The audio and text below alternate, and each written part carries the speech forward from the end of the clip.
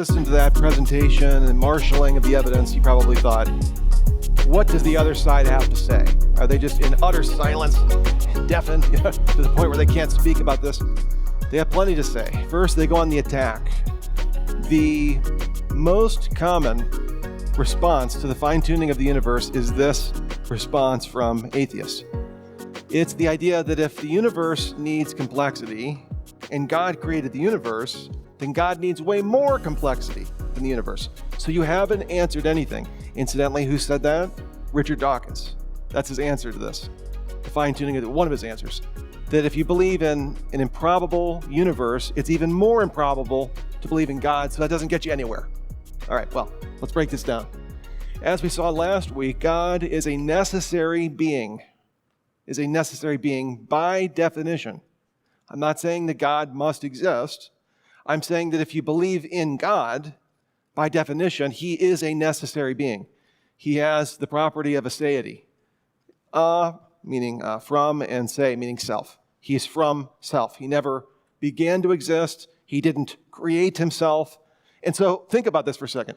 It is improbable that the universe originated by chance, but it's even more improbable that God arrived by chance.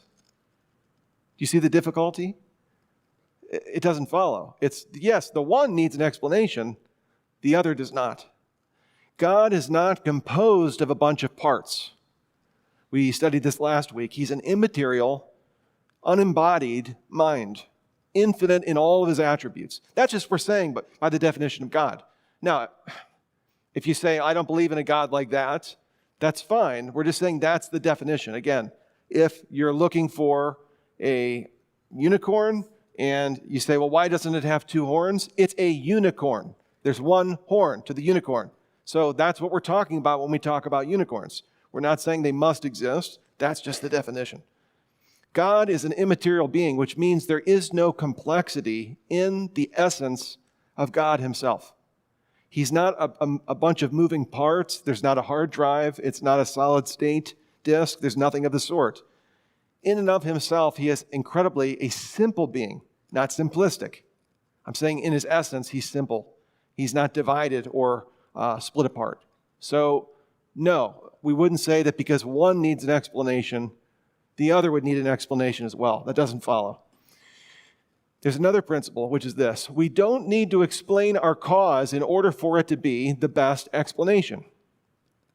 We don't need to explain our cause in order for it to be the best explanation. What do I mean by this? Let's say you come across a painting, and you see that the painting is incredibly complex, and it's specified. It's not just a random Jack the Dripper, remember? Who's that artist? Jackson Pollock, yeah. My old art teacher used to say, Jack the Dripper. Yeah, Jackson Pollock, you come across that. I know some people, if you're into art, you know what that means and what he was getting at. I don't get it. It just seems like a bunch of nonsense to me. But for most modern art, that's the way it is to me. I feel like my son could do a better job just by throwing paint at a canvas. That's my opinion. But let's say you come across something with complexity, but also specified. It's not just complex like a bunch of random, blobs of paint, but it also conforms to the image of Abraham Lincoln. Well, that would be specified complexity. Now, if you came across a painting with not just complexity, but also specificity, you would rightly infer that an artist created that painting. Now, what if I said, that canvas coming about by chance is very improbable? You're right. I mean, that a paint store exploded and it hit the canvas and it just so happened to create Abraham Lincoln. I'll admit that's improbable. But the idea of an artist, 37.2 trillion cells, evolving over billions of years, that's way more improbable than just the canvas. If I'm going to go with a brute fact, I'm just going to go with the canvas and the painting, not some artist, some kind of a creator that created it. Who is this artist anyway? Is it a man or a woman? Who did they vote for last election? Huh? What's their favorite color? What do they watch on Netflix? We don't know that. I don't know. I can't explain everything about my explanation, but we don't need to do that. Let me put that another way.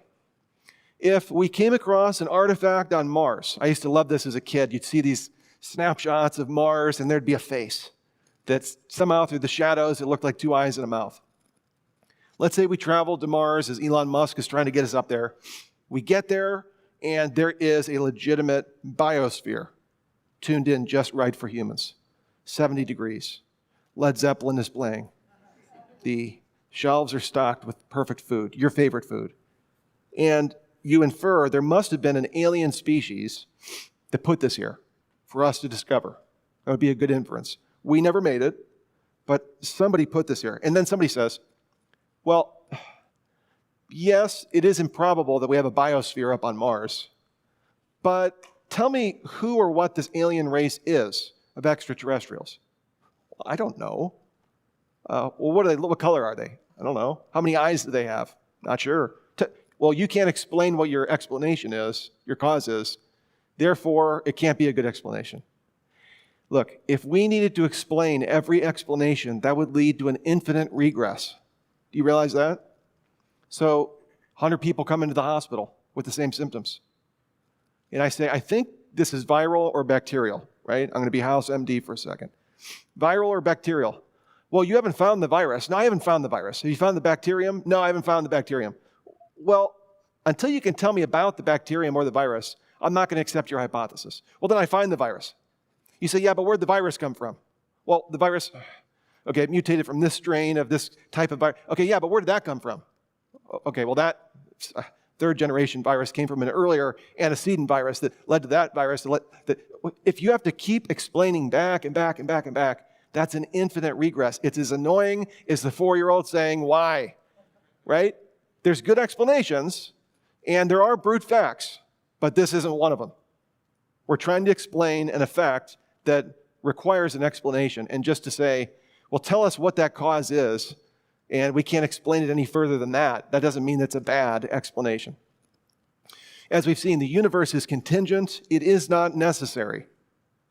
Necessary, like had to be there. These constants and values are not necessary. They happen to be in the Goldilocks effect, but they could have been otherwise. This isn't physical necessity, right? So this is demanding an explanation. It's not a necessary thing that we're seeing. I remember two of my friends were taking a class, cool idea, theist, philosopher, atheist, philosopher, and they would have discussions and have it out. And they got to the fine-tuning issue, and the theist said, what do you do with the fine-tuning? And the atheist said, well, if I need a brute fact, it's going to be the universe, and if you need a brute fact, it's going to be God, stalemate. And they came back to me and shared that, and I said, didn't anyone say that the universe's constants, laws, and initial conditions aren't necessary? They could have been otherwise. Well, God is a necessary being. The universe is not. Geraint Lewis, this is the atheist friend of Luke Barnes, in his book, A Fortunate Universe, says this, quote, it feels like we are ignoring the problem, not even trying to answer it, blissful ignorance, but without the bliss. Well said.